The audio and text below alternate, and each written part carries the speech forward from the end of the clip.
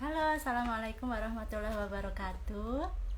Nah, kita hari ini mau live bareng dengan Mami Tiwi. Oke, kita sambil tunggu ya yang lain, semoga pada join dan bisa sempet join hari ini.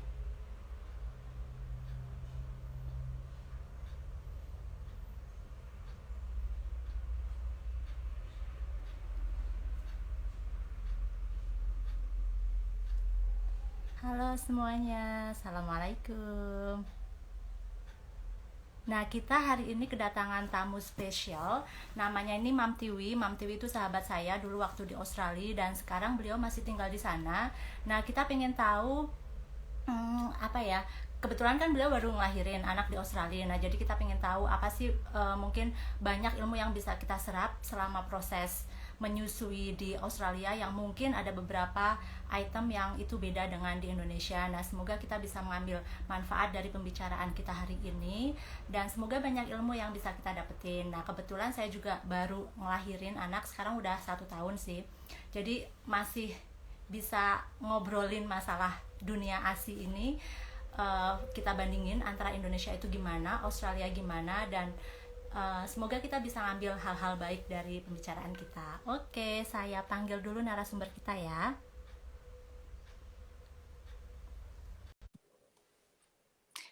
Nah, aku udah invite Mami Tiwi. Sebentar lagi beliau join. Nah, buat teman-teman yang punya pertanyaan mungkin tentang manajemen ASIP atau gimana biar tips-tips untuk bisa sukses ASI eksklusif, nanti bisa ditanyain di sini ya. Nah, ini lagi waiting. Nah, Bunda gimana selama di rumah aja, stok ASINya aman kan? Dan hasil menyusuinya gimana? Kalau pengalaman saya pribadi selama di rumah aja itu, karena kan jadi banyak ketemu sama anak, terus memang anak itu dipegang terus, jadi quantity dari menyusuinya itu semakin banyak untuk direct breastfeeding gitu. Nah, alhamdulillah, jadi saya rasain itu before di rumah aja sama di rumah aja itu memang produksi asinya itu semakin banyak gitu. Jadi waktu itu kan anak udah 9 bulan. Nah, 9 bulan itu produksi ASIku tuh udah menurun. Nah, karena di rumah aja dan langsung nyusuin, jadi alhamdulillah posisinya itu produksi ASInya itu meningkat. Sebentar, ini kenapa belum ya?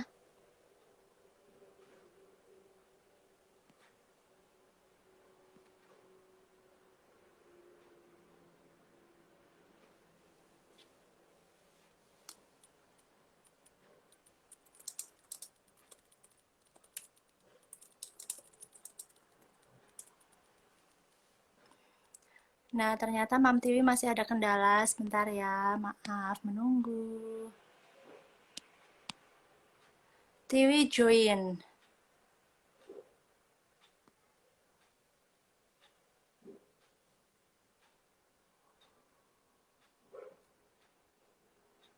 Halo Mami Tiwi, where are you?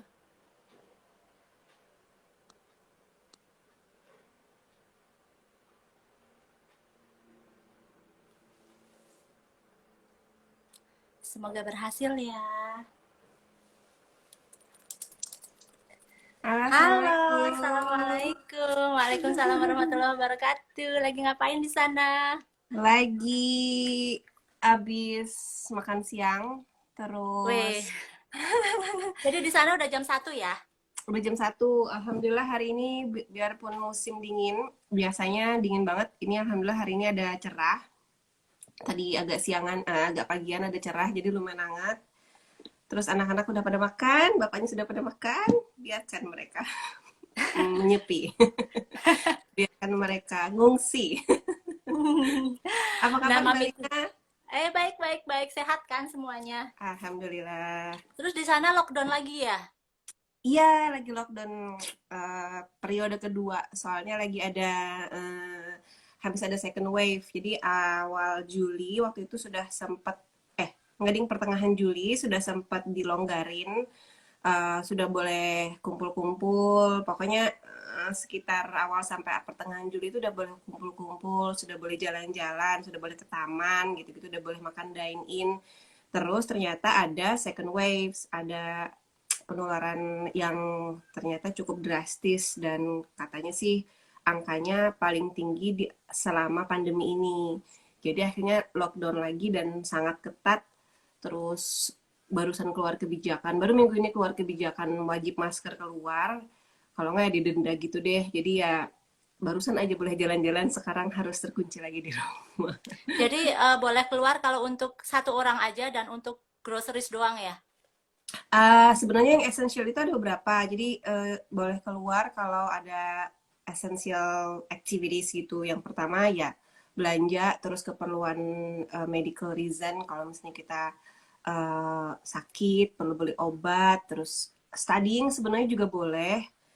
Cuman kadang-kadang kalau kita harus pergi agak jauh dari rumah ke kampus, itu harus ada kayak surat keterangan dari sekolah, dari kampus bahwa kita harus ke kampus, nggak bisa dikerjain kalau di rumah gitu. Jadi kalau Hmm. tanpa itu ya lagi banyak razia dan lagi banyak pemeriksaan orang-orang yang lagi traveling. Jadi uh, bener-bener harus surat-surat dan alasan kita tuh harus beneran beneran penting gitu. Kenapa harus keluar rumah? Kalau nggak bisa didenda gede banget gitu. Nah, itu mungkin bisa buat informasi kita yang masih di Indonesia. Sebenarnya kita kan Uh-uh. udah dilonggarin gitu kan, new normal Mm-mm. gitu. Cuma memang Betul. penambahan kasusnya itu kan memang jadi spike up ya.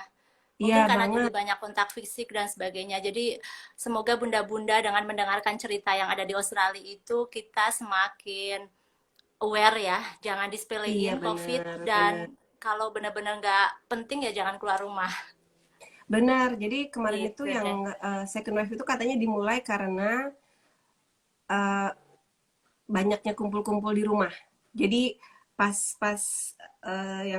lockdown yang pertama itu dilonggarin, kan sudah boleh kumpul-kumpul 5 orang, 10 orang di dalam rumah, 20 orang di dalam rumah gitu. Jadi eh, kayaknya dari situ tuh, dari orang-orang udah lama nggak ketemu, terus kumpul-kumpul di rumah, kemudian berakhir dengan penularan lagi gitu. Akhirnya ya di lockdown lagi yang benar-benar nggak bisa keluar rumah lagi gitu. Gitu ya. Jadi Eh, mungkin mereka udah party-party gitu ya sama Mungkin teman-temannya ya, ya. atau kumpul-kumpul keluarga dan sempat ada demo Black Lives Matter juga kan kemarin. Jadi Oh, ada berarti yang banyak. di Amerika ngaruh ke Australia juga ya, yang Black Lives Matters itu.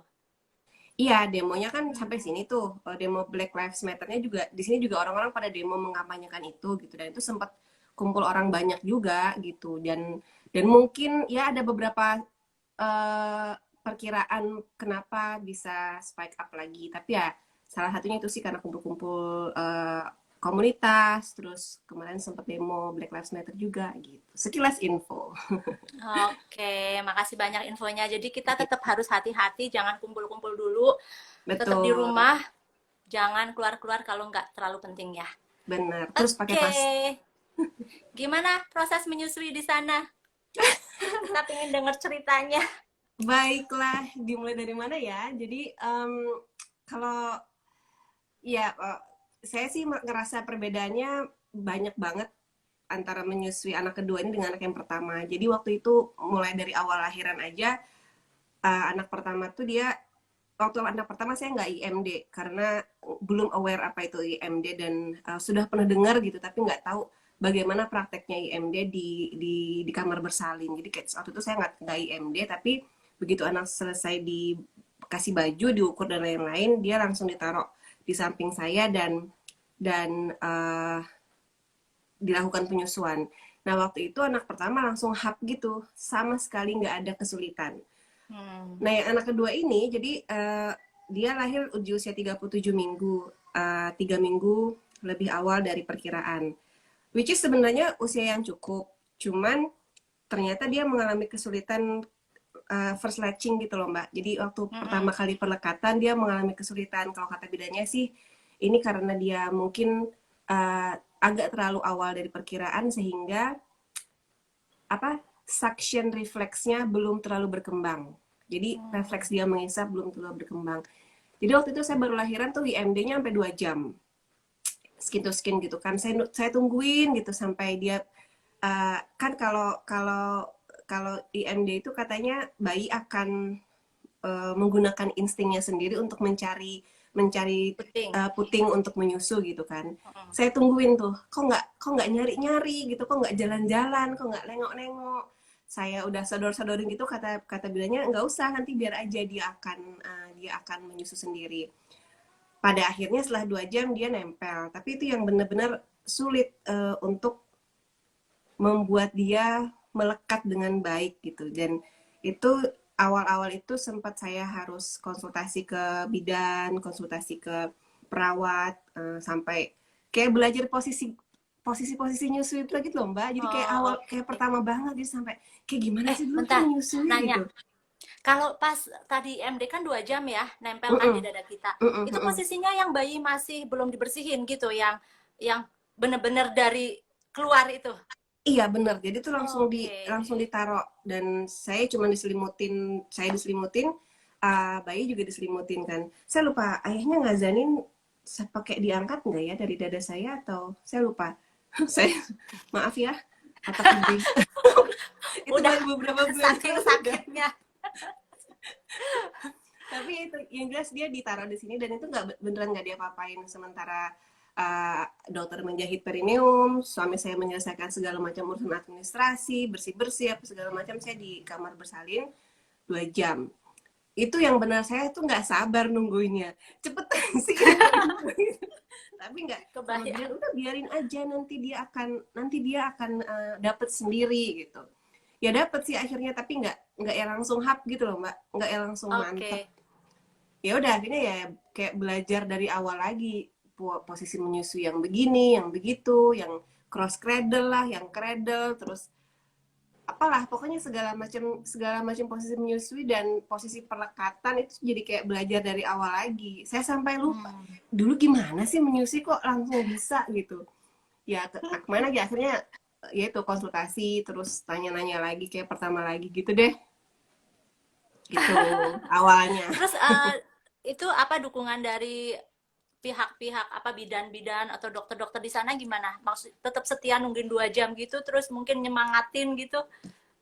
Kalau yang nyemangatin di samping gitu enggak sih. Mereka juga kayak yang penting bayi udah lahir gitu. Terus mereka melakukan prosedur prosedur umum uh, pasca lahiran lah, entah uh, segala macam dari segi administrasi maupun medis. Cuman memang ada perawat yang every once in a while nanyain gimana, sudah belum gitu. Terus kamu perlu apa? Sakit enggak?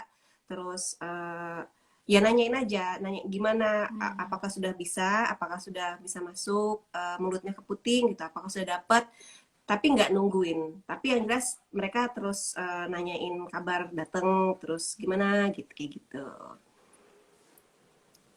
Nah, mungkin yang agak beda ya kalau di sini mungkin ya kita nggak bisa generalisasikan. Mungkin ada satu Mm-mm. rumah sakit yang memang bagus prosedurnya gitu, tapi mungkin ada beberapa yang belum menerapkan sepenuhnya. Jadi kalau pengalamanku sih itu mungkin mereka kalau ngelihat udah kelamaan juga akan diangkat dan dibersihkan bayinya dan sebagainya ya.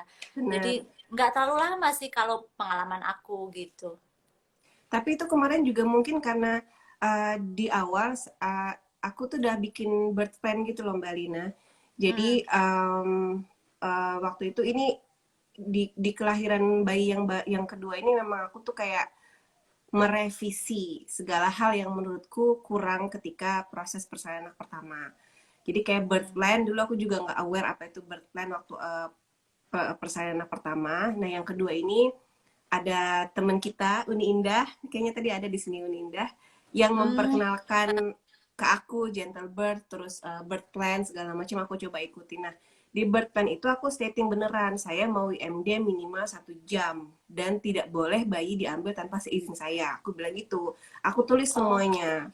Dan itu Oke. beberapa minggu sebelum lahiran, di beberapa pertemuan terakhir dengan SPOG-nya sebelum aku lahiran, aku bilang ini birth plan saya mau diskusikan mana yang bisa dan mana yang tidak bisa diterapkan oleh rumah sakit, aku bilang gitu. Jadi Hmm. uh, termasuk IMD itu aku bilang saya mau bayi saya langsung dikasih ke saya ya, aku bilang gitu.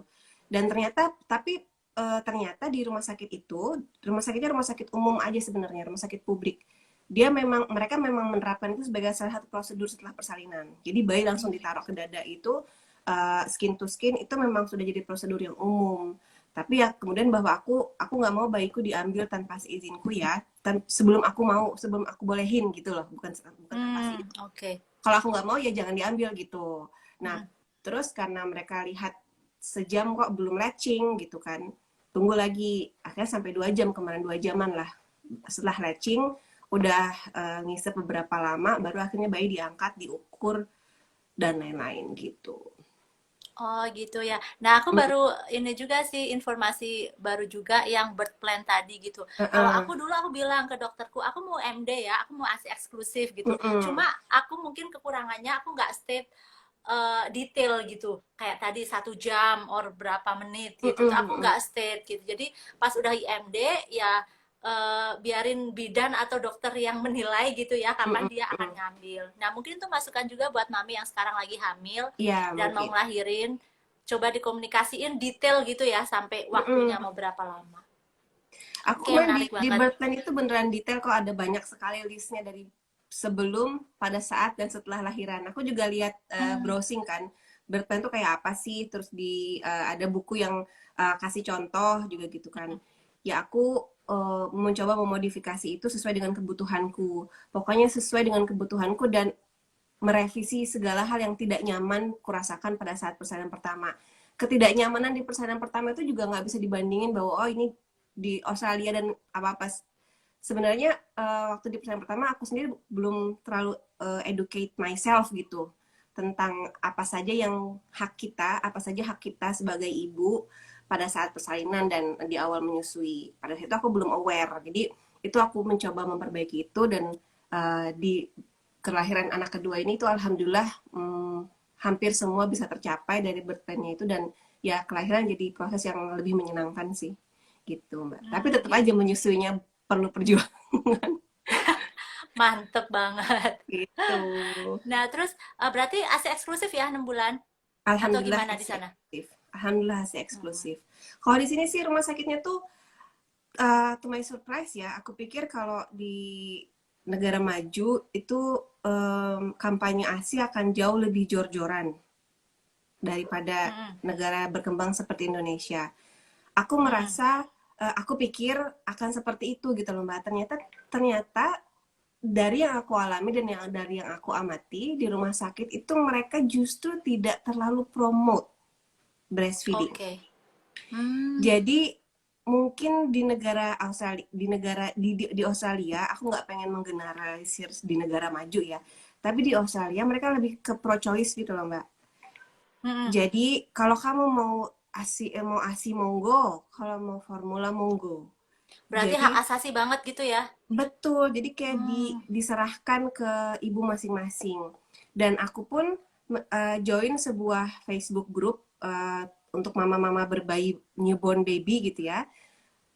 Dialog yang terjadi di sana ketika ketika ngomongin soal menyusui, memang kayak tidak ada nada-nada promosi yang kuat tentang ASI. Oh gitu. Iya, aku merasa kenapa ya gitu. Dan rumah sakit sendiri enggak yang promote abis-abisan gitu loh Mbak. Hmm. Em, aku bukan, I'm not totally against susu formula ya, tentu saja gitu. Cuman bukan, menurut aku yang paling natural adalah ASI tetap gitu ya. Itu Hmm. perspektif aku, itu pilihanku. Walaupun kalau mau pakai susu formula ya terserah aja, itu adalah pilihan ibu masing-masing. Pilihan lagi. Ya, tapi aku merasa kayak bukankah seharusnya rumah sakit sedikit mempromosikan lebih tentang ASI gitu. Ternyata enggak. Dan mereka nanya nanya gini, waktu waktu wawancara wawancara mau melahirkan kan. Jadi nanti kamu habis lahiran mau apa? Susu formula apa atau breastfeeding? Gitu coba ditanyain.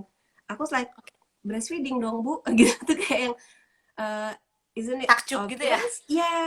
Dan mereka tuh takjub banget ketika aku bilang, kamu dulu anak pertama breastfeed juga? Iya. Sampai berapa bulan usianya? 2 tahun 7 bulan. Mereka amazed banget gitu. Aku yang, oh, oke. Okay. So it was quite a thing gitu. Breastfeeding is quite a thing mungkin di Australia sejauh yang aku alami. Cuman Oke. begitu kita milih breastfeeding, dukungannya ini banget. Tinggi Sampai banget ya? sampai aku diajarin cara cara mijet, cara ngeluarin Hmm. kolostrum di awal, terus cara ngasih kolostrum di awal ke bayi. itu begitu kita milih dukungannya kuat banget, itu aja sih. Oh gitu. Mm-mm. Ya mungkin mereka levelnya kan secara general masyarakat di sana mungkin sudah pada level pemaham, udah tahu gitu apa itu direct breastfeeding sama pemilihan susu formula. Jadi mungkin udah kampanyenya pun udah nggak terlalu ini Mungkin ya udah kayak berlalu ya kampanye iya, yang iya kayak mungkin gitu-gitu udah mungkin berlalu, sudah berlalu. Ha-ha. mungkin berapa Tapi tahun yang yang lalu. dan yang aku Heeh. lihat juga sih dari curhat-curhat ibu yang di Facebook group itu, mereka bilang bahwa breastfeeding is just not for me. Beberapa Hmm, contohnya, oke, mungkin karena well breastfeeding is not easy ya. Jadi di awal-awal kita oke. merasa sakit, terus adalah kesulitan, pasti ada kesulitan menyusui di awal, di tengah maupun sampai sampai akhir penyusuan pasti ada masalahnya. Nah, kemudian ada ibu-ibu yang memutuskan bahwa breastfeeding is not for me, I'm just gonna go with formula gitu kan. Yaitu kemudian aku lihat dari segi mental health-nya sih Mbak. Jadi eh, kalau aku mencoba mengobservasi dari curhat ibu-ibu itu di grup itu, bahwa merawat anak itu adalah sesuatu yang sulit, tidak mudah gitu di Australia. Kita kan nggak punya rewang ya kalau di Australia Iya, ya. nah itu yang Rewang itu apa rewang? harus Rewang yang asisten, bedanya asisten. banget. Kita tuh nggak bisa punya asisten di sini karena asisten mahal banget di Australia. Dan tapinya aku melihat keluarga di Australia ini berani punya anak banyak dengan jarak yang Iya, nah pendek-pendek. itu bahkan yang di sekolah Kenzi dulu itu punya anak 4 Nah, ya kan? dan itu bedanya cuma setahun 2 tahun. Teman sekelas Atar ada yang anaknya 4, cowok semua, dan jaraknya pendek-pendek. Cowok semua, Iya Mbak. betul. Mm-mm.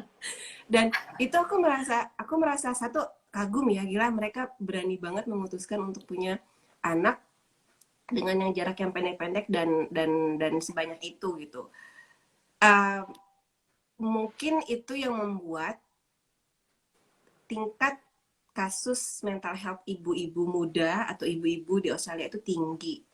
Dan karena mereka aware dengan itu, maka sudahlah, mau breastfeed kek, mau formula kek, yang penting aku waras gitu loh.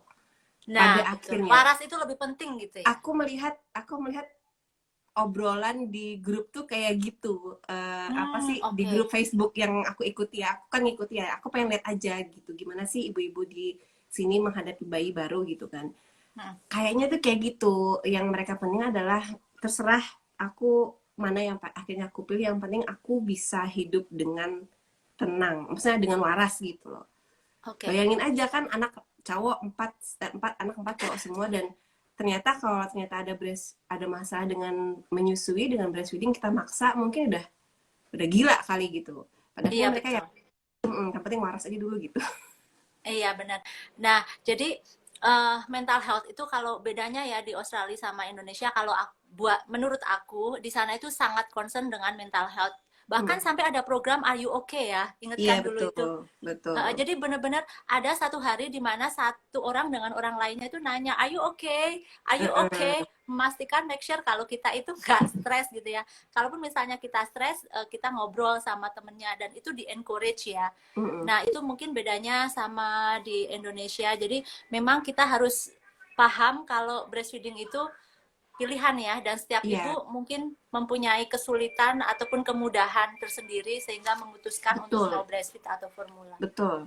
Itu sih yang aku lihat kalau kampanyenya yang kurasa berbeda dengan di Indonesia. Mungkin opini ini akan berbeda kalau aku adalah konselor ASI ya, atau Hmm. orang yang bekerja di organisasi yang mengampanyekan ASI. Tapi sebagai ibu biasa, aku merasa itu adalah pilihan yang logis. Itu adalah situasi yang logis ketika rumah sakit akhirnya nanya, kamu habis lahiran mau breastfeed apa formula gitu. Hmm. Sementara ketika aku dulu di tahun ketika Atar lahir, aku ingat ada semacam peraturan bahwa rumah sakit bersalin terlarang mempromosikan apa namanya susu formula Susu kepada, formula. iya gitu. Jadi kayak yang oke lah, sebagai ibu aku bisa memahami itu gitu. Tapi mungkin akan berbeda pandanganku kalau aku konsultasi. But itu tadi ketika kita sudah memilih, dukungannya akan jor-joran banget dari rumah sakit gitu. Hmm. Nah, dukungannya itu tadi semacam apa kayak training kan tadi ya? Mm-mm. How to-nya. Terus how apa lagi tuh? to. Terus abis itu aku diajarin apa? Cara mengeluarkan kolostrum. Mengeluarkan kolostrum yang Hmm. awal-awal itu. Dulu ketika atar, aku tidak tahu bahwa kolostrum itu harus diupayakan untuk keluar sebanyak mungkin. Dulu aku harus akui bahwa ketika lahiran Natal aku sekali lagi aku tidak memperbanyak pengetahuan sebanyak sekarang. Yang aku tahu hanya yang aku yakini adalah bahwa setiap ibu terlahirkan untuk bisa menyusui. Hmm. Yang aku pahami itu dan itu aku pegang sampai sekarang. Setiap ibu punya payudara untuk bisa menyusui gitu. Jadi Oke. dulu ketika ketika anakku lahir, aku nggak pakai booster, aku nggak pakai apalah itu massage itu, pokoknya bayi Hmm. nemplok udah. Setiap kali bayi nemplok, itulah penyusuan buat aku. Kolostrumnya Hmm. keluar berapa, terpenuhi berapa mililiter, bodo amat, yang penting disusukan. Dulu ketika ketika Atam tuh kayak gitu aku. Ternyata ada upaya yang harus dilakukan juga gitu. Yang aku tahu dengan Nah, itu kelahiran upayanya Ayas. kita harus tahu tuh. Bahwa iya, jadi kolostrum dikeluarkan, jadi dipompa, kemudian ditaruh dalam pipet, Hmm. dalam spuit kecil gitu. Dalam Hmm. spuit kecil, kemudian diberikan kepada bayi sambil dipencetin gitu. Mungkin itu terjadi Hmm. ketika, mungkin itu rumah sakit memintaku melakukan itu karena ayah susah latching gitu. Latch on. Latch Hmm. on, iya, susah latch on. Pada akhirnya aku apa merasa itu mungkin sangat membantu karena dia susah latch on. Akhirnya diperes aja dulu kolostrumnya karena kolostrum itu hanya keluar di 3 hari pertama kan. Jadi Oke. kolostrumnya dikeluarin banyak-banyak, kasih ke bayi sebanyak mungkin supaya dia nggak kuning, supaya dia nggak Hmm. kekurangan gitu. Apa Oke. mungkin itu ya? Apa mungkin itu yang dilakukan rumah sakit karena mereka melihat ayah susah latch on, jadi uh, mereka minta untuk dikeluarkan, dibantu terus tuh aku dibantu sama bidannya untuk memeras, terus habis diajarin cara nampung di spuit, diajarin caranya Itu masukin udah langsung pakai pompa atau masih message pakai tangan? tangan, tangan. Mereka Oh, pakai tidak tangan ya. belum pakai pompa karena mungkin ke tidak ada yang mendesak untuk pakai pompa karena toh yang keluar juga awal-awal kolostrum kan belum susu gitu, Iya, jadi sedikit. dipompa pakai tangan terus habis itu ditampung di spuit gitu terus disuntikin ke Oke. mulut bayi gitu. Itu yang aku pengalaman awal menyusui yang aku rasa sangat berbeda tuh salah satunya itu mbak, gitu sih. Oh ya, oh. Nah itu yang apa si bidannya itu encourage kita untuk pompa untuk ngeluarin kolostrum itu juga aku nggak dapetin sih waktu kemarin lahirin Yasmin gitu. Jadi Mm-mm. semuanya itu by apa tuh namanya, apa yang kita mau lakuin gitu. Iya, Nggak di encourage gitu. Nah mungkin itu betul. yang Dan beda ya. ya benar, aku dulu, well, aku sekali lagi kita tidak bisa membandingkan pengalaman kita ya. Tapi dulu aku Mm-mm. melahirkan di sebuah rumah sakit kecil di kota kecil, di kota kelahiran, di kota kampung halamanku. Mungkin ada faktor itu juga bahwa Mm-mm. mengedukasi pasien dulu di kampungku tidak terlalu dilakukan karena ya mungkin baik tenaga kesehatannya merasa itu belum perlu atau penduduk lokal juga merasa yang penting mereka sesuai dengan kebiasaan yang sudah ada aja gitu. Jadi ya mengedukasi pasien mungkin memang tidak dilakukan pada saat lahiran Atar dulu ya mungkin karena faktor-faktor itu juga sih. Dan guys aku beneran kayak nggak ada nggak ada bekal, beneran beneran insting waktu itu. Cuman Iya pokoknya betul. aku bisa semua wanita terlahir untuk bisa menyusui dan aku yakin aku bisa, udah gitu aja sih mbak, nggak pakai boosteran. Aku juga nggak telaten kalau disuruh minum booster itu beneran deh. Kayak disuruh minum pil-pil gitu yang tiap hari, aduh lupa, nggak apa ya kata orang Jawa tuh arah kober apa sih, nggak, Rasa udahlah sempet. nggak sempet gitu, udahlah pokoknya jalani saja apa yang ada, keluar susunya susukan udah gitu aja gitu dulu waktu itu aku. Iya, ya niat itu yang paling utama ya. Kita harus niat kalau Mm-mm. kita tuh bisa ASI eksklusif, bisa menyusui bayi, itu yang apa sih mendorong kita untuk selalu semangat ya.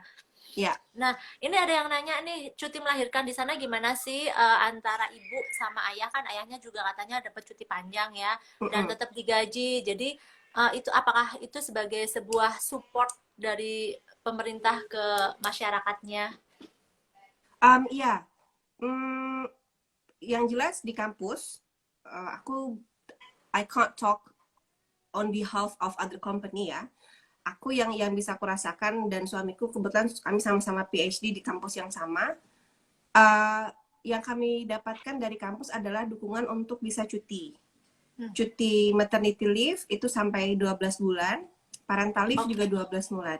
Aku ngambil cuti maternity, suamiku ngambil cuti parental. Jadi kami sama-sama mengambil cuti supaya bisa bareng-bareng ngurus bayi. Karena pada saat itu kami nggak ada orang yang bisa kami andalkan untuk apa membantu kami kan, nggak bisa membawa orang tua ke sini karena beberapa pertimbangan, juga tidak ada rewang sekali lagi, jadi kami hanya berdua bahu membahu.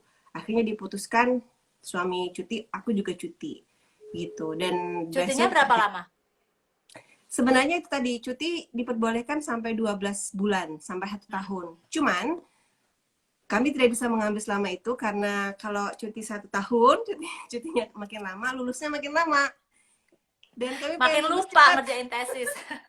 Terus lupa nanti habis cuti balik ke tesis, aku mengerjakan apa ya gitu.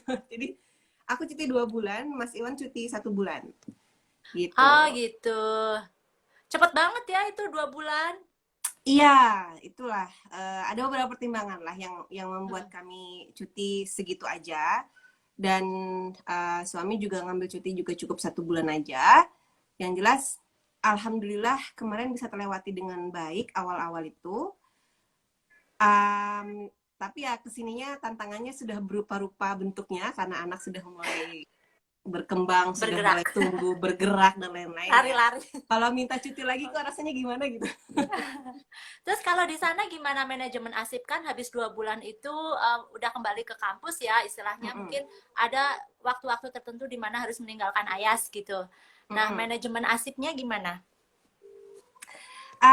Kalau ASIP dulu diriku sempat beberapa bulan pertama meras ASI, tapi karena kondisiku dari awal sebagai PhD student aku nggak ngambil kantor, Mbak. Aku lebih suka kerja di rumah memang dari dulu.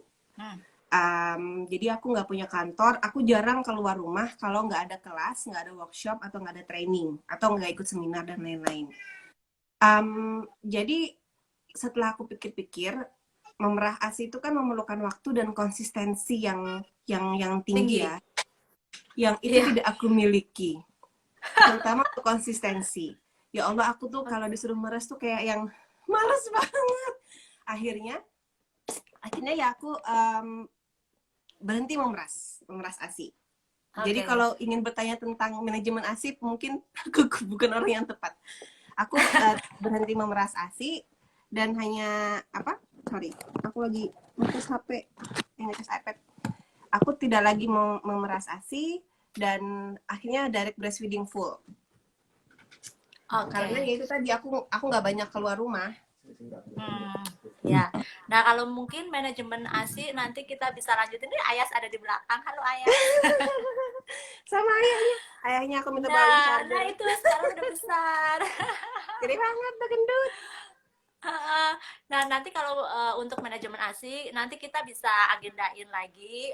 Kebetulan aku manajemen ASI juga udah 3 anak karena kan aku harus kerja gitu dari jam 7, jam 8 kerjanya sampai jam 5. Cuma rata-rata kan jam 7 udah berangkat, nyampe rumah itu rata-rata setengah 7 malam kan. Jadi memang luar biasa. Manajemen ASI itu aku lakuin untuk ketiga anakku dan dengan cerita yang berbeda juga tiga-tiganya. Nanti oke deh, nanti sharing. Aku tuh salut banget buat ibu bekerja yang di rumah yang konsisten banget pumping. Itu dia Mbak, aku tuh subhanallah, aku bilang gila, luar biasa ibu-ibu mama perah itu. Aku tuh merah ASI sampai sekitar Ayas usia Desember, Januari, Februari, Maret, 4 bulan doang. Maret aku berhenti. Karena itu tadi, aku toh sejak aku PhD, sebelum punya bayi pun aku di rumah terus kan untuk bekerja, karena aku nggak suka lingkungan kantor untuk bekerja, entah kenapa. Aku lebih suka jalan, otakku lebih suka jalan, lebih lancar jalan kalau aku kerja di rumah sambil selonjoran gitu. Kalau mau makan tinggal ke dapur gitu kan. Kalau mau capek, oh ya ada jemuran, tinggal jemur dulu gitu. Jadi kayak aku nggak suka terkunci di kantor. Dari awal aku emang udah nggak kerja di kantor. Jadi Oke. ketika ada bayi, banyak yang tanya gimana mengatur waktu dengan ini. Aku bilang, well itu cuman perubahannya tidak banyak karena aku selalu di rumah memang dari awal. Nah, jadi ketika aku mulai memerah itu persekian jam gitu kan, meres meres untuk persediaan. Sebenarnya penting juga tetap karena siapa tahu kita pas lagi pergi Mm-mm. bayi ditinggal sama ayahnya gitu kan dan bayi ingin menyusu. Jadi ayah bisa memberikan ASI kepada bayinya. Cuman ya itu tadi aku tuh nggak apa ya, nggak konsisten dan malesan. Mohon maaf. Jadi sampai bulan Maret doang aku memerah. Habis itu asinya aku habisin, terus akhirnya direct breastfeeding full sampai sekarang gitu. Oke. Nah, ini ada yang nanya juga tuh, kalau babynya DBF dan ibunya di rumah, apakah harus tetap pompa ASINya? Ya, mungkin tetap pompa, just in case kalau kita keluar ya. Mm-mm. Mungkin seperti itu. Tetap Cuma pompa, tetap pompa kuantitinya just in mungkin nggak case usah kalau terlalu kita banyak, keluar. sampai ratusan Mm-mm. botol nggak perlu. Mungkin karena langsung kan direct breastfeeding. Cuma untuk berapa botol kita punya, menurutku sih penting lah ya. Penting. Just in case kita ada kondisi darurat harus keluar rumah gitu. Iya, dan ini sih Mbak, dan aku merasa pentingnya pentingnya again ini perbedaan ketika aku menyusui Atar dan menyusui Ayas ya. Ketika menyusui Atar, ASIku menurutku biasa aja. Ketika menyusui Ayas, alhamdulillah ASInya tuh melimpah ruah. Hmm. Um, Mungkin karena dia sudah pernah memproduksi ASI sebelumnya gitu kan. Jadi kayak pabriknya udah tahu apa yang harus dilakukan. Jadi Pabriknya udah ngucur. iya sih, jadinya kerannya udah otomatis keluar gitu. Jadi kayak alhamdulillah melimpah dan karena aku dengan kemalasanku di awal-awal itu nggak memerah, aku sempat kena mastitis. Ya, oke. Jadi um, aku waktu itu sudah sempat meriang, demam dan udah bengkak kan. Aku merasa waktu itu bayiku sudah sering menyusunya, latch on-nya udah bagus gitu, menyusunya udah kenceng banget, kenapa masih mastitis gitu. Ternyata mungkin karena setelah aku coba pumping, keluarnya banyak Hmm. gitu. Dan aku kayaknya, oh mungkin karena ASIku alhamdulillah merimpah, terutama di awal-awal ya, ketika ketika ASI itu mulai mulai apa sih, mulai jor-joran banget memproduksi, sementara bayi nyusunya ya segitu-gitu aja gitu kan. Jadi kayak, oh ASInya melimpah, jadi yang keluar tidak sebanding dengan yang diproduksi. Jadi sempat kena mastitis. Jadi aku rasa Hmm. untuk ibu-ibu yang saat ini sedang menyusui dan baru saja memiliki bayi, aku rasa tetap harus pompa demi kesehatan payudara juga, demi kesehatan produksi juga gitu. Kalau buat Iya aku benar kayaknya banget. gitu. Soalnya kalau aku tuh ya, kalau jam 10 malam, jam 9 ke atas gitu. Jadi aku itu sebelum di 4 bulan ke bawah ya, pas bayi 4 Hmm. bulan ke bawah, Hmm. sebelum tidur, kurang lebih jam 9 atau jam 10, aku tuh harus pompa. Karena kalau nggak Hmm. pompa, nanti tuh tengah malam jam 3-an malam, itu rembes sampai ke belakang baju. Ya, ya benar. Rembes terus dan itu bengkak gitu. Itu Itu ngerasa nggak hati-hati enak banget, banget. Mbak. Hati-hati banget. Soalnya aku waktu itu nggak pernah merasakan kayak gitu ya. Aku pikir aku sakit ya. Aku pikir aku flu. Karena demam, just flu like lah, demam gak enak banget badannya, terus malam-malam aku tuh menggigil tahu-tahu panas tinggi. Aku pikir aku flu, terus aku udah manggil tukang pijet, udah minum obat, minum madu lah apa segala macam, tapi kok masih aja gitu loh. Terus aku ingat aku punya temen yang pernah mastitis sebelumnya. Aku WhatsApp lah dia, uh, tanda-tandanya mastitis itu kayak gimana, pengalaman dia kayak gimana, terus dia cerita, terus aku bilang aku yang sedang kualami tuh kayak gini, ada gerenjel-gerenjel dan bengkak, kalau dipegang sakit, terus aku demam, ternyata dia bilang itu kayaknya mastitis deh. Nah sayangnya waktu itu hari Sabtu, pokoknya weekend mbak, aku tuh Hmm, weekend dan you know ya klinik kampus weekend kan tutup. tutup. Ya, dan klinik terdekat dari rumahku adalah yang di kampus. Aku nggak bisa ke Ah, sana karena aku harus nunggu Senin ya kan. iya. Dan aku males pergi. Again, Mama Tiwi males ya. aku malas pergi ke klinik lain gitu. Aku pikir it's not something serious, it wasn't something serious. Ya udah, aku nggak usah ini aja, nggak usah ke klinik aja, aku biarin aja gitu. Ternyata uh, aku aku minta petunjuk ya, minta bantuan dari temanku itu bagaimana cara dia mengatasi demam dan rasa sakit. Dikeluarin asinya, dikeluarin sampai Hmm. kosong, jadi jangan sampai dia penuh, karena Hmm. begitu penuh nanti kesumbat lagi. Jadi aku keluarin terus, aku pompa terus, kemudian dikompres panas dingin gantian, kompres panas dingin sampai terasa plong gitu. Tapi demamnya ya aku minum paracetamol aja. Terus hari Senin aku bikin janji sama dokterku biasa kan di klinik kampus. Baru ada hari Rabu, oke hari Rabu gitu kan. Sampai dari hari Minggu, Senin, Selasa itu aku mengalami demam yang turun naik terus. Tapi alhamdulillah payudaranya sudah mulai kosong, yang bengkak sudah mulai lemes lagi, nggak keras lagi. Ah. Hari Rabu aku ketemu dokter, aku dimarahin dong. Oh Itu tuh gitu. darurat tahu katanya. Kenapa kamu baru kesini hari Rabu? Loh, Oh kan my jan God. kan janjiannya baru ketemu sama dokter hari Rabu. Tapi kamu tuh sudah demam, harusnya kamu langsung aja ke emergency. Oh Why? gitu. Aku bilang gitu kan. Karena aku sudah infeksi di dalam, dia bilang gitu. Oh, Oke. aku nggak tahu. Kamu tuh udah infeksi di dalam, ya ampun kamu tuh beruntung banget kamu bisa melewati itu sendirian, dia bilang. Oke, Karena jadi pada message-nya jangan meremehkan mastitis ya. betul, jangan meremehkan Oke. rasa meriang, demam Heeh. yang diiringi dengan sakit dan bengkak payudara pada saat menyusui. Jadi dia Oke. bilang itu seandainya kamu telat itu bisa abses di dalam. Oh, Uh, Kalau absesnya pecah, abses itu kan isinya pus ya, apa nanah ya. nanah, nanah. Ya, itu bisa menginfeksi kelenjar dan Oh dan my God. harus di harus dioperasi apalah itu dibuka gitu deh. Aku sampai yang Oke. oh oh aku dimarahin sama dokternya. Dokternya dokter galak lagi, jadi kayak kenapa kamu perlu kesini hari Rabu? Iya, saya kan janjiannya dokter baru ada hari Rabu. Itu tuh emergency. Lain Mm-mm. kali kalau ini begini-begini, so aku diresepin antibiotik. Gitu.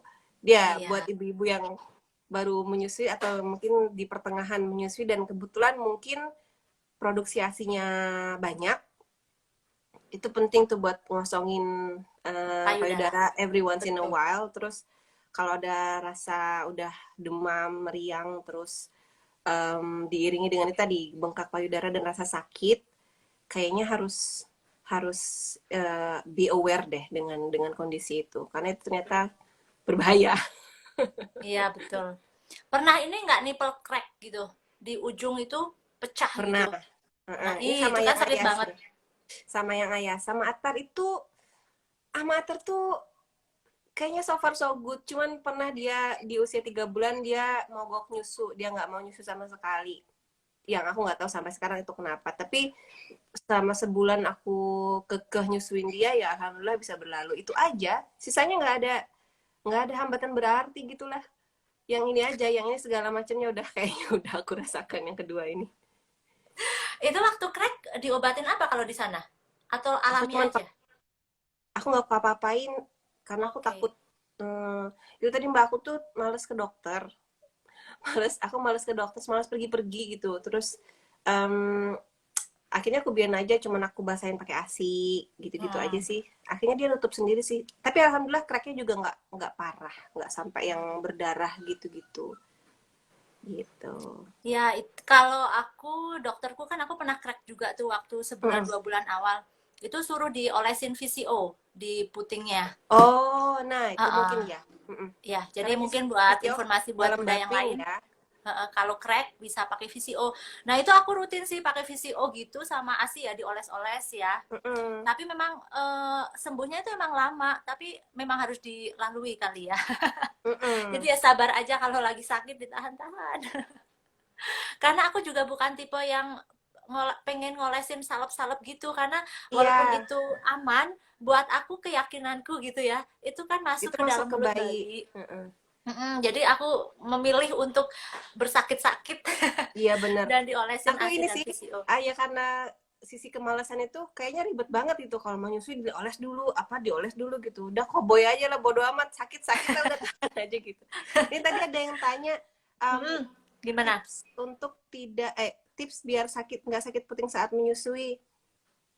Aku merasakan di awal-awal tuh memang kerasa sakit sih Bunda. Jadi kayak di awal-awal Atar dulu 2 minggu pertama. Kalau yang Ayas sekitar 3 minggu pertama itu emang sakit. Aku kayaknya mungkin karena perlekatan kurang baik, kurang sempurna. Sama itu menurutku tuh kayak yang Puting lagi latihan gitu. Lagi ngelemesin. Ngelemesin jalan. Iya, ngelemesin jalan. Biar nggak sakit, kalau memang kerasa sakit banget, ada teman yang pernah pakai nipple apa Mbak? Oh, Nipple nipple shield. shield. Iya, nipple shield. Itu kayaknya bisa jadi kayak tameng gitu yang menutupi bagian puting areola sedikit. Jadi mulut bayi itu nggak langsung kena kulit kita, karena pas mulut bayi yang kena kulit itu yang sakit banget emang di awal-awal. Tapi pas udah lama-lama ya udah nggak kerasa sakit lagi sih Bunda. Gitu. Sama ini nih, ada yang lagi hamil 35 weeks, perawatan apa yang bisa dilakuin dari sekarang supaya ASI nantinya lancar keluarnya? Perawatannya makan bergizi. Siap. Sama stay happy Bun. Jadi kayak sama keyakinan sih kalau aku bilang itu tadi, aku punya keyakinan dari awal bahwa setiap wanita terlahirkan untuk bisa menyusui, insya Allah gitu. Tapi mungkin kalau yang merasa bisa memboosting kepercayaan diri dengan minum beberapa suplemen, monggo. Yang jelas sayur, cairan, minum yang banyak, sayuran yang banyak itu aku merasa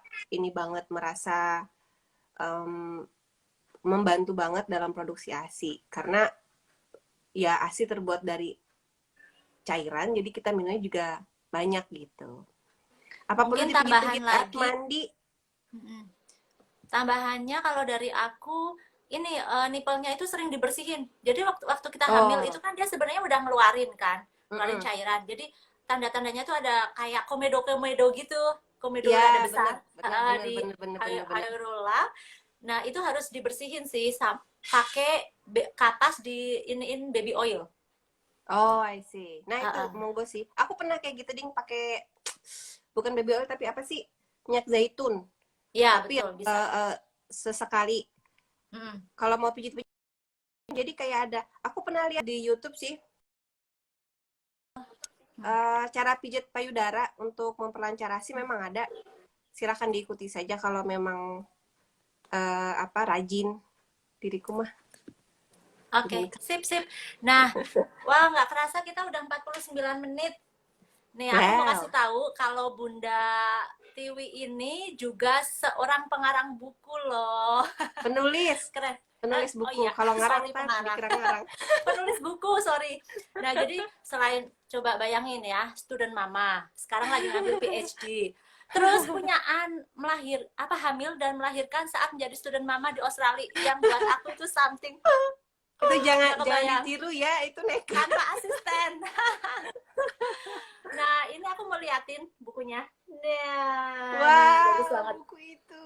Baiklah. Nah, bukunya ini tentang serba-serbi dari kehamilan sampai menyusui ya. Sampai penyapihan. Oh, penyapihan ya, sampai penyapihan akhir. Oke. Nah, coba diceritain buku ini.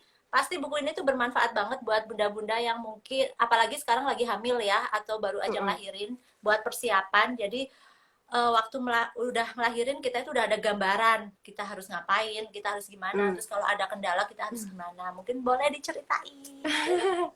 Baiklah. Jadi buku New Mom 911 itu sebenarnya isinya curhat. Curhat pengalaman saya ketika menghadapi kehamilan dan persalinan sampai penyapihan anak. Jadi buku itu isinya refleksi pengalaman Mbak Lina tentang menghadapi persalinan, kemudian kebingungan kita sebagai ibu baru. Yang aku rasakan dulu, aku merasa bisa jadi ibu, karena aku sudah melihat bagaimana ibuku mengurus adekku, bagaimana kakakku mengurus anaknya gitu kan. Kupikir I can do it. Oh, sesusah apa sih gitu kan ngurus bayi dan pipok. Kayak koboi gitu Ternyata ya. ternyata saya songong. Ternyata tidak semudah itu Ferguson. Jadi kayak ada banyak kebingungan yang ini kayak gimana sih harusnya, apakah ini sudah benar, apakah cara membedongku sudah benar, haruskah aku membedong gitu-gitu kan, haruskah aku menyusui anakku sampai berapa bulan, haruskah aku ngasih MPASI di usia sekian bulan gitu. Jadi kayak itu refleksi yang aku rasakan. Nah, bukunya ditulis sejak Atar lahir sampai dia usia sekitar penyapihan, jadi benar-benar mengikuti pengalamanku, apa yang aku rasakan aku tulis. Jadi bisa dibilang penulisannya 2 tahunan lah ya. Dan isinya adalah pengalamanku, keoonanku, dan lesson learned dari situ. Lesson learned. Nah, itu yang penting banget, lesson learn ya. Jadi jangan sampai kejadian di mami-mami yang lain. Betul. Jadi mungkin kalau yang mencari tips penyapihan, tips apa, mungkin buku itu tidak bisa memberikan itu. Tapi aku berharap buku ini diterbitkan sebagai temen bingung. Tahu nggak sih? Jadi bahwa kita tuh nggak bingung sendiri. Ada juga ibu-ibu lain yang bingung. Tapi that's okay gitu. Bahwa ada jalan untuk mencari informasi. Apalagi sekarang gampang banget ya. Dan forum-forum kayak gini nih, forum-forum di Facebook, konsultasi-konsultasi gitu kan gampang banget sekarang.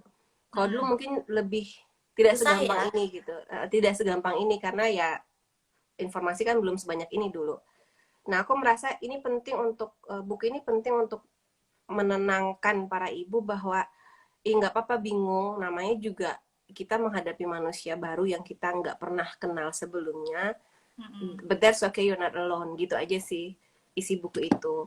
Ya itu ada cerita aku salah ngebedong, salah cara treatment pusar bayi, salah apa. Terus tapi itu normal banget, soalnya memang iya, nggak ada sekolahnya kan, kita tuh bener-bener yang aktif nyari sendiri. Bener, dan caranya yang paling juga penting itu menjaga kewarasan gitu. tapi Soalnya harus waktu aku akui buku itu adalah produk idealis aku dulu. Jadi waktu itu aku anak pertama ya, idealis banget, harus ini harus itu. Salah satunya dulu aku kayak yang tidak ada yang hal lain selain ASI gitu kan. Dulu kayak lebih ke sana aku. Sekarang ya setelah aku menemui lebih banyak ibu, kemudian saling ngobrol tentang pengalaman penyusuan masing-masing, dan aku tadi mengalami sendiri bagaimana ibu-ibu lain di Australia memandang penyusuan dari breastfeeding dengan dari susu formula. Aku merasa sekarang jauh lebih moderat lah gitu dalam memandang pengalaman mengasihi atau pengalaman menyusui bagi para ibu gitu. Yang kita rasakan sekarang kan kalau kita ngasih susu formula kayaknya di stigma banget ya, gitu. Kayak dosa banget gitu. Dulu aku mungkin berpikiran seperti itu Mbak Rin, tapi ya by the time goes by aku rasa apapun yang menjadi pilihan ibu ya ibunya sendiri yang paling tahu kan gitu. Iya, betul. Kalau misalnya menurut dia stres dan aku nggak bisa menyusui, ya yang penting anaknya hidup, anaknya sehat, bisa terus hidup, dia bisa kasih makan anaknya dengan walaupun dengan susu formula, then be it gitu. Sesama ibu ya mendukung aja, jangan terlalu menganggap itu kayak yang salah banget gitu sih. Iya, betul sekali. Soalnya pengalamanku sendiri itu dari anak ke-1 ASI eksklusif, anak kedua ASI eksklusif, anak ketiga tidak ASI eksklusif. Nah, itu dia. Nah, itu karena ada kondisi khusus juga. Oh, jadi yang waktu itu aku sakit itu, oh iya sih. Jadi aku sempat sakit sebulan setelah ngelahirin, dimana dengan sakit itu aku nggak bisa sering-sering megang dan nyusuin. Nah dari situ memang dikasih formula gitu. Jadi memang ya itu ya, setelah 3 anak banyak penyesuaian, penyempurnaan versi kita sendiri. Betul. Dimana yang paling cocok buat kita itu belum tentu cocok juga buat orang lain. Tapi yang harus kita sadari, yang penting kita bisa sehat, bisa waras, bisa seneng. Jadi mengasuh anak itu kita ikhlas dan happy gitu ya. Betul. Iya, jadi kayak yang udahlah, kitalah yang tahu kondisi kita gitu. Jadi apapun pilihan yang diambil, aku rasa itu adalah yang terbaik untuk kondisi kita. Selama itu tadi anak tidak terabaikan, anak tetap sehat, ya. Kemudian anak tetap bisa makan, tumbuh dengan normal. Aku rasa itu that's the best standard for everyone gitu. Sisanya adalah penyesuaian-penyesuaian itu tadi, Mbak Lina. Aku juga anak kedua ini banyak banget penyesuaian, kayak yang hal-hal yang aku rasa itu nggak banget, aku nggak akan begitu gitu, dan tidak akan kulakukan di anak pertama, ya dilakukan di anak kedua ini. Betul sekali. Karena kita semakin waras. Iya, yang penting aku bisa tidur, terserah deh anaknya kayak gimana. Gitu deh. Nah, gitu Bunda, nggak kerasa kita udah hampir 1 jam. Iya, Yeay, senang banget bisa silaturahmi. senang Nah, banget bisa mungkin lihat Mbak ada Lina lagi. besok-besok kita sambung ya. Nah, mungkin Insya Allah. kalau misalnya Bunda masih ada pertanyaan-pertanyaan yang pengen diobrolin, boleh nanti komen aja di feed Rumah Asi. Nanti Rumah Asi insya Allah adain lagi live-live selanjutnya yang semoga informasi-informasinya bermanfaat dan sebagai Baiklah, penyemangat buat kita semua, dan semua mama itu karena punya payudara bisa menyusui. Itu insya kata Mam Allah. Tiwi tadi ya. Makasih banyak yang udah datang. Ada Itu beberapa banyak temenmu temanku. tadi loh yang say hello. Banyak temanku. Makasih banyak Tia Donat Ada dan Mbak lain-lain, Sendang juga tadi. Intan, Mbak Indah, Yuana, Mbak Sita. Makasih banyak udah Terus datang dan dengerin. ini mungkin sebagai refleksi buat ibu-ibu di Indonesia, kalau kondisi kita di Indonesia itu insya Allah much more better than kalau kondisi kita di Australia, dalam arti karena kita di Indonesia itu dekat dengan keluarga, dengan Betul, saudara, ada asisten, jadi betul. seharusnya kita lebih waras dan kita bisa lebih baik gitu ya Mm-mm. dalam mengasuh anak gitu, karena aku sendiri pun dulu ngerasain tanpa asisten tuh hidupnya kocar kacir. Aduh, beneran. Aku selama di sini sudah cukup bisa menyesuaikan diri dengan hanya bertiga, aku suami dan anak tanpa asisten gitu kan. Karena di Indonesia pun aku tidak ada asisten. Cuman di Indonesia kan banyak banget bantuannya, ada laundry, ada Betul, ada tukang makanan lewat gitu. Di sini kan tidak. ada Kita catering. ada catering. Di sini ada catering sih akhir-akhir ini hikmahnya karena COVID-19. Hah? Restoran-restoran Indonesia kan tidak bisa dine Jualan. in ya, nggak bisa Ah, buka. Akhirnya mereka buka catering, which is good. oke. Itu bantuan Oke. baru. Tapi ya dengan adanya bayi tetap ternyata tantangannya besar banget dengan punya bayi baru. Kurasa yang perlu kita ingat sebagai ibu dengan bayi adalah ini sih, menjaga kewarasan. Kalaupun kondisi yang berjalan tuh nggak bisa ideal, kayaknya nggak ada juga yang bisa ideal gitu. Harus ada penyesuaian, kompromi-kompromi. Yaudahlah, nggak apa-apa, yang penting ibu tetap sehat, anak sehat, keluarga terurus gitu. Makan tersaji, ya sudahlah, itu ajalah yang penting gitu. Dahulukan yang paling penting ya. Yang primer dulu aja yang penting. Oke, makasih banyak sudah menyempatkan waktu 1 jam untuk ngobrol. Semoga di sana sehat-sehat dan corona cepat berlalu. Insya Dan Allah, buat amin. Bunda ya yang masih mau tanya-tanya, boleh nanti di feednya Rumah Asi, nanti insya Allah kita jawab.